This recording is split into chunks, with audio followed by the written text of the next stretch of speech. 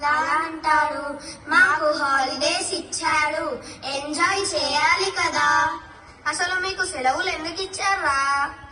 Pongal holidays అని చెప్పాను కదా తాత. అసలు సంక్రాంతి అంటే ఏమిటి పిల్లలు? నేను మీకు చెబుతాను అసలైన సంక్రాంతి అంటే ఏమిటో. మీరంతా నాతో ఊరికి రండి.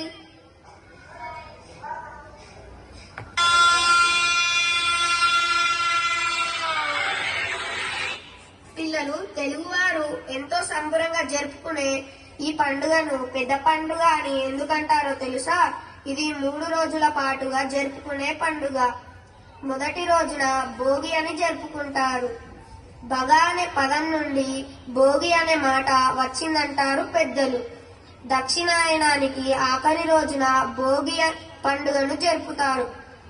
దక్షిణాయనంలో పడ్డ కష్టాలను, బాధలను భోగి మంటలుగా అగ్నిని సమర్పించి రాబోయే ఉత్తరాయణ కాలం సుఖ సంతోషాలతో గడవాలని కోరుకుంటారు.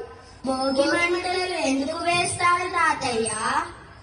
నేను చెబుతాను భోగి మంటలు ఎందుకు వేస్తారు. శాస్త్రీయ కారణాల ప్రకారం సూర్యుడు దక్షిణాయనం కాలంలో భూమికి దూరంగా ఉంటాడు. దీని వలన ఉష్ణోగ్రతలు తగ్గి చలి తీవ్రత పెరుగుతుంది. వీటన్నిటి నుండి తట్టుకునేందుకు భోగి మంటలను వేస్తారు. గ్రామస్తులందరూ చుట్టూ చేరి సంబురాలు చేస్తూ చల్లని తెల్లవారుజామును ఆస్వాదిస్తారు.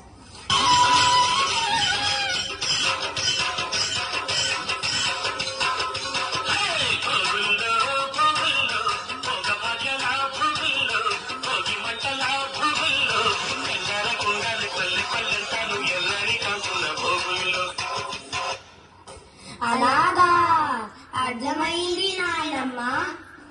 అప్పుడే అయిపోలేదురా పిల్లలు. ఇక సాయంత్రం మీలాంటి పిల్లలందరి తలపై భోగి పళ్ళు పోస్తారు. ఎందుకు పోస్తారో మీ నానమ్మని అడిగి తెలుసుకోండి. రేగి పళ్లను బదరీ ఫలం అంటారు. రేగి చెట్టు ఎలాంటి ఒడిదడుకులనైనా ఎదుర్కొని పెరుగుతుంది. 15 డిగ్రీల నుండి 50 డిగ్రీల వరకు ఎలాంటి ఉష్ణోగ్రతనైనా తట్టుకొని నిలబడుతుంది. అందుకే తమ పిల్లలు ఆ నారాయణుడి ఆశీస్సులతో అలా ఎదగాలని కోరుతూ రేగి పళ్లను, చెరుకు ముక్కలను, శనగలు, పూల రేకులు అన్నీ కలిపి పిల్లల తల మీద పోసి ఆశీర్వదిస్తారు. అవునా నానమ్మ, ఇంత విషయం ఉందా? మరేమనుకున్నారు? ఇక 2వ రోజు సంక్రాంతిగా జరుపుతాము. తెలుసు తాతయ్య, పతంగులను ఎగురేస్తాంగా.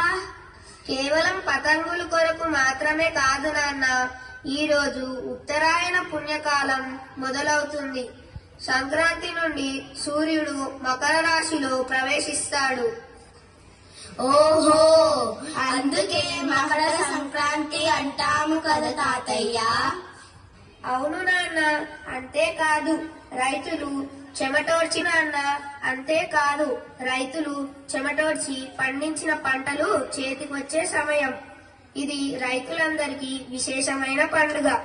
ఈ పండుగకే హరిదాసులు, బసవన్న ఆటలు, జంగమదేవర విన్యాసాలు సంక్రాంతి నూతన క్రాంతి అనునది నిజం చేస్తాయి. అదిగో సంక్రాంతి సంబరాలు చూడండి.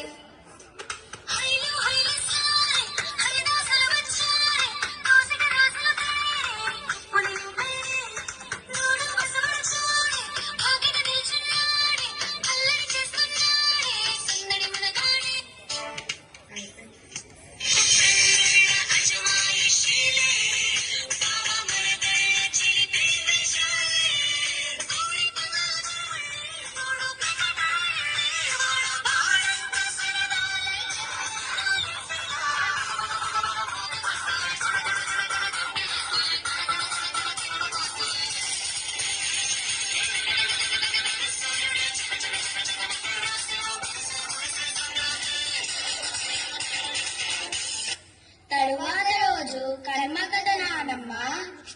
అవును, దీనిని పశువుల పండుగ అని కూడా అంటారు. సంవత్సరం అంతా తమతో పాటుగా కష్టపడి సహాయపడిన పశుపక్షాదులకు కృతజ్ఞతలు తెలుపుతూ వాటిని కడిగి పూజించి మంచం అందించి ప్రేమను తెలుపుతారు. పక్షులకు కూడా ఆహారం అందాలని ఇంటి గుమ్మాలకు ధాన్యపు కంకులను వేలాడదీస్తారు. అవునా నానమ్మ? ఇదిరా పిల్లలు, సంక్రాంతి పండుగ అంటే తెలిసిందా? సంస్కృతి సాంప్రదాయాలకు పుట్టినిల్లు అయిన మన భారతదేశంలో ప్రతిరోజు పండుగే.